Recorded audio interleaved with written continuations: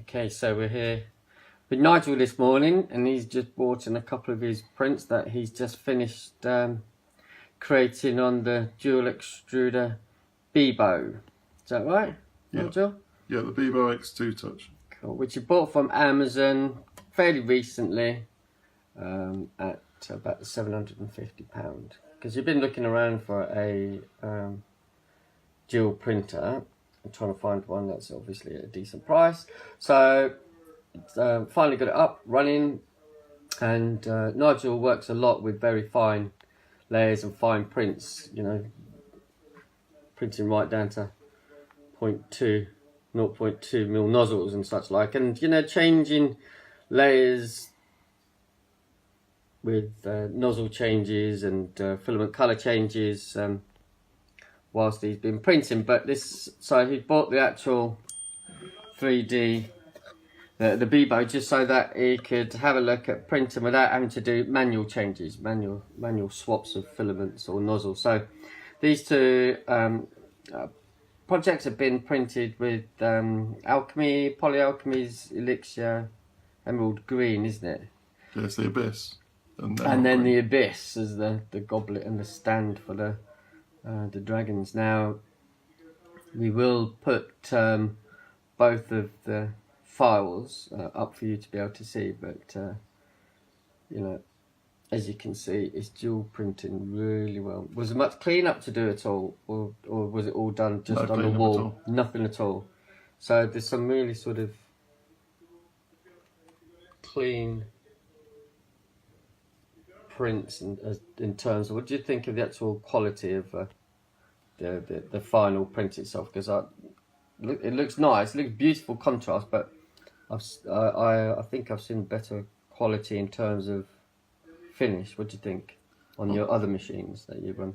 Yeah, I thought the finish was nice. I say the model is smaller than it's supposed to be printed. Ah, so right, okay, so that might make a difference, yeah. Yeah, on this particular model anyway, because the other model looks stunning, isn't it? Yeah, the other one is the size it was designed. Yeah. And I say the finish on the back of the dragon on the wings is fantastic. Yeah, if you could turn that around for us, listen. Beautiful. Yeah, you get a lovely sheen off this Actually, material. that is, yeah, it just goes to show, isn't it? It's not just about that. It's the scaling as well as the printing, as well as the printer, as well as the filament, as well as the software. And both of them were sliced in Simplify 3D, weren't they? Yes. Right, cool beans. Yeah, both models are from the Thingiverse. Right, smashing.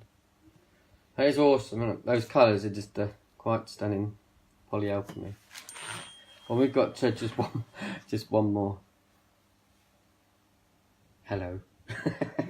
You're doing great. That is so cool. Every time I see the model, I just think he's so cute, isn't it? So group was done with the Polymaker Polywood filament on the same machine. And this was done on the CR10. Ah, right, cool, superb. Done on the CR10 because I'm thinking that's quite a big scale up. So is that your CR10? Is that the 300 or the 400? The 400 by 400. Yeah, the 10S 400. Yeah, you've had that for a wee while, haven't you? So that's superb. So, you know, taking almost a spool of Polywood up, would you say? Probably about half. Half a spool. Okay, so it's like 250 grams, is it? Okay, how long did it take to print?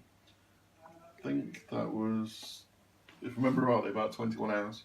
21 hours. And a bit of clean up on there. Yeah, a lot of clean up. Right. Lots of support on that model. Oh, is that? God, beans, that is beautiful. What are you going to do with it now? Are you thinking of painting it at all? We've seen a couple of people paint their eyes. I'm going to leave it as it is, yeah, and perhaps use it as a plant pot, which is why we did it a bit bigger. Right, cool, yeah. I'd be good to see him with a planting when you're in here. Nigel, thank you very much for popping in this morning. It's really cool of you. No problem. Some great prints again. And we're with you at the network meeting this evening, aren't we? Yes. Cool beans. Alright, everybody, have a superb day. And we'll catch up with you again. Bye.